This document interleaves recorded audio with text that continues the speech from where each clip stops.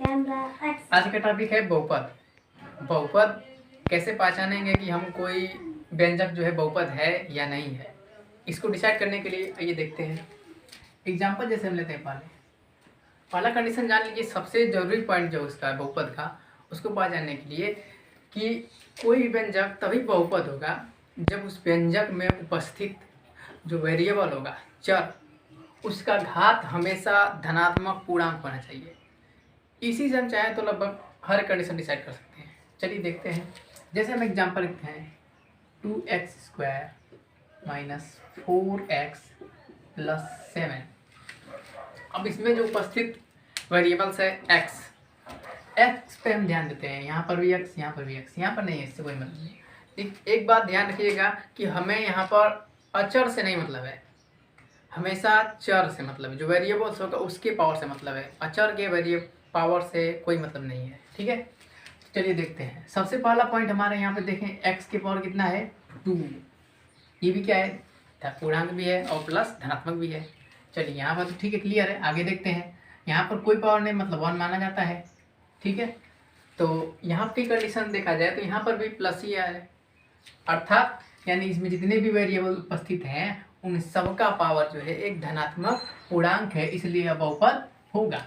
जैसे अगला एग्जांपल देखते हैं 2x² माइनस 4√x प्लस 7। जैसे यही ले एग्जाम्पल लीजिए। ठीक है, √x लिख दीजिए। यहाँ पर तो पावर क्या है, धनात्मक पूर्णांक है 2, लेकिन यहाँ पर जब देख रहे हैं हम कि √x है, √x का मतलब हम इसको लिख सकते हैं x की पावर 1/2, यानी कि इसका पावर धनात्मक 2 है, लेकिन पूर्णांक क्या यह पावर पूर्णांक है?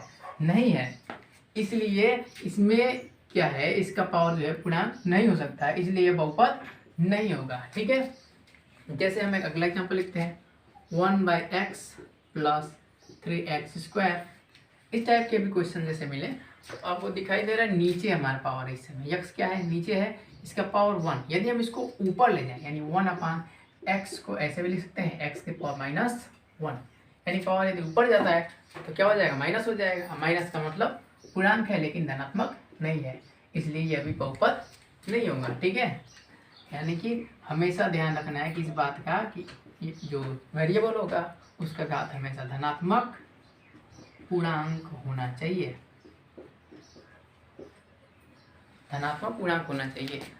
बस इतना ही कंडीशन से आप पूरी डिसीजन ले सकते हैं कि कोई बहुपद है कि नहीं है। ठीक है, चलिए एग्जाम्पल्स, कुछ एग्जाम्पल आपके सामने लिखे हुए हैं, इसको देखते हैं और इसमें डिसाइड करते हैं कौन बहुपद है कौन नहीं है। चलिए यहाँ पर देखते हैं फर्स्ट एग्जाम्पल में। तो फर्स्ट एग्जाम्पल में जो हमारा वेरिएबल है कौन सा है, y है। और देखिए अदर जगह कहीं y नहीं है। ठीक है, यहाँ पर √2 है। हमने बोला कि अचर से हमें कोई मतलब नहीं, अचर अंडर में रहे या उसका पावर धन हो या माइनस हो, उससे कोई मतलब नहीं है, हमें सिर्फ चर से मतलब है, जो वेरिएबल होगा उससे मतलब होगा। ठीक है, तो वेरिएबल्स का पावर यहाँ पर क्या है, पूर्णांक है, धनात्मक भी है, यानी यह बहुपद होगा। सेकेंड एग्जाम्पल में देखते हैं कि √t, यहाँ पर लिखा हुआ 3√t, यानी जो t है क्या है, अंडर रूट में है, तो पहले ही हमें मिल गया, हमें कारण मिल गया कि हम इसको बहुपद नहीं कर सकते हैं। जब अंडर रूट में है इसका मतलब धनात्मक पूर्णांक नहीं होगा, धनात्मक तो पावर हो जाएगा। मैंने बताया पिछले बार में √t को हम क्या लिख सकते हैं, t के पावर 1/2। धनात्मक तो है लेकिन पूर्णांक नहीं है, ये पूर्णांक है, ये तो भिन्न वाला अंश है। ठीक है, इसलिए यह क्या हो जाएगा, बहुपद नहीं होगा। सेकेंड थर्ड एग्जाम्पल में देखते हैं y प्लस 2/y, यानी कि इसका पावर क्या है 1, ये तो ठीक है। अगला नेक्स्ट इसके आगे देखते हैं, तो यह अपान में 1 है ना, तो ऊपर जाके क्या हो जाएगा, y के पावर -1 हो जाएगा, अतः यह क्या हो जाएगा, ऋणात्मक हो जाएगा ना, इसलिए यह भी बहुपद नहीं होगा। फोर्थ वाले एग्जाम्पल में देखते हैं। फोर्थ वाले एग्जाम्पल में क्या है, यहाँ पर वेरिएबल x है, इसका पावर कितना 2, और यहाँ पर जो है ये तो धनात्मक पूर्णांक है, लेकिन यहाँ पर क्या है 0.2 है पावर में, यानी कि धनात्मक तो है लेकिन पूर्णांक नहीं है। हमें दोनों कंडीशन से याद रखने हैं, धनात्मक भी होने चाहिए और पूर्णांक भी होने चाहिए। ठीक है, तो यहाँ पर देखिए धनात्मक है लेकिन पूर्णांक नहीं है, इसलिए यह भी बहुपद नहीं होगा। ठीक है, चलिए अगला टॉपिक है बहुपद की घात, यानी किसी बहुपद के कितना घात है इसको डिसाइड कैसे करेंगे। तो चलिए उसके बारे में जान लेते हैं। बहुपद की जो घात होती है, किसी भी बहुपद की घात, उसमें उपस्थित जो वेरिएबल्स होंगे, ठीक है, उस वेरिएबल मतलब उस चर की अधिकतम घात, ठीक है, जो सबसे अधिकतम घात होगी वही उस बहुपद की घात, ठीक है। जैसे फर्स्ट एग्जांपल में देखते हैं तो इसमें वेरिएबल क्या है, यक्स है, ठीक है, सभी जगह यक्स है। तो इस यक्स का अधिकतम घात कौन है, ये तो 2 है, ये 3 है, देखिए तो 3 वाला बड़ा है 2 से, लेकिन इससे भी बड़ा भी कोई है, यहाँ पर है 5, यानी सबसे अधिकतम घात कितना है 5, इसलिए इस बहुपद की घात कितनी होगी 5 होगी, इस बहुपद की घात 5 होगी। सेकेंड एग्जाम्पल में देखते हैं, यहाँ पर 3 घात है, यहाँ पे 5 घात है और यहाँ पे 8 घात है, ठीक है, इसके पावर में। तो इसमें सबसे अधिकतम घात कौन है 8, इसलिए बहुपद घात कितनी होगी 8 होगी, ठीक है। ठीक है, आगे देखिए बहुपद की घात का कुछ एग्जांपल्स आपके सामने रख रहे हैं, उसको देखते हैं, डिसाइड करते हैं कितना घात है, ठीक है।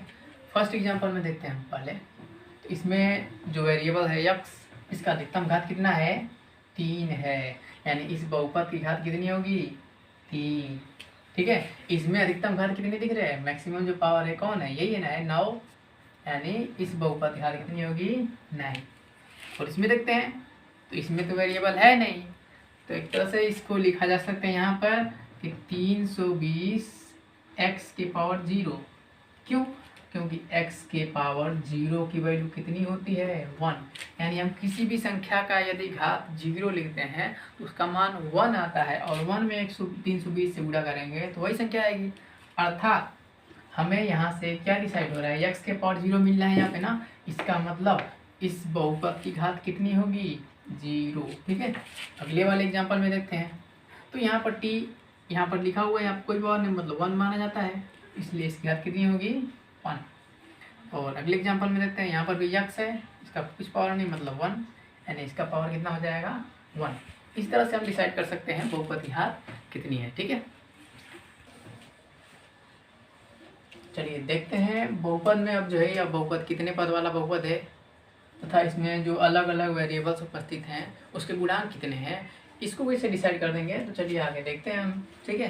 तो चलिए आइए देखते हैं, पदों की संख्या जो है प्लस या माइनस के रूप में अलग अलग जितने भी पद होंगे उसी को काउंट करके लिखेंगे। जैसे देखिए, एक पद यह हुआ, एक यह हुआ और एक यह होगा, ठीक है, यानी इसमें कितने पद हैं 3 पद हैं, अतः यह कौन सा बहुपद है, त्रिपदीय बहुपद है, ठीक है।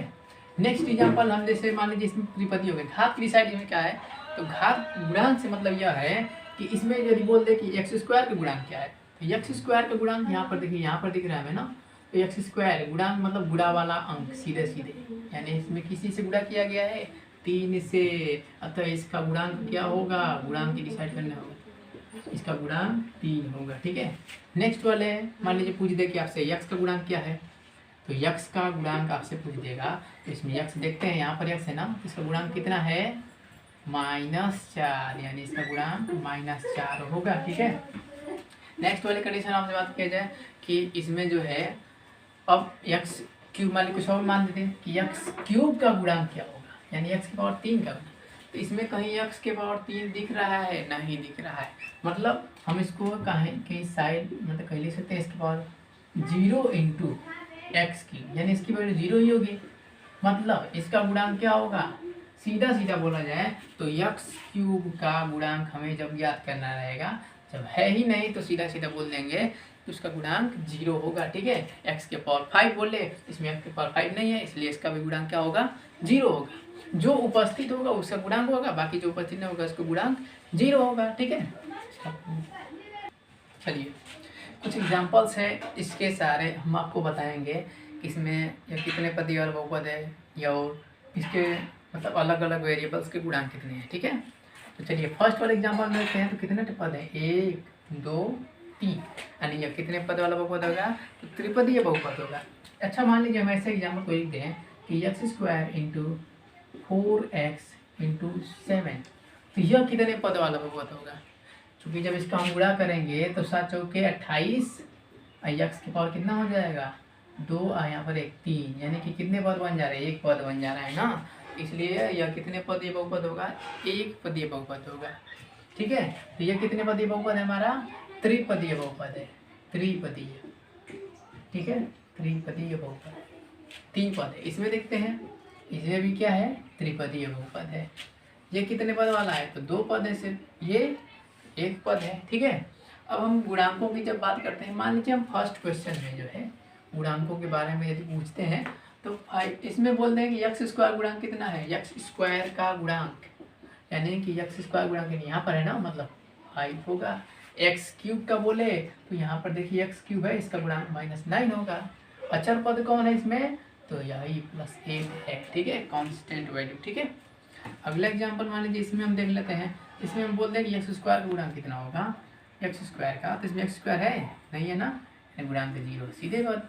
इसमें बोलते हैं कि एक्स स्क्वायर गुणांक क्या होगा, तो एक्स स्क्वायर गुणांक इसमें नहीं है, तो यहाँ पर भी क्या हो जाएगा, 0। इसमें अचल पद की बात करें तो 1। ठीक है, यक्स का गुणांक तो यहाँ पे 2। ठीक है, इस तरह से हम गुणांक डिसाइड कर सकते हैं और ये कितने पदीय बहुपद है उसके बारे में डिसाइड कर सकते हैं। ठीक है।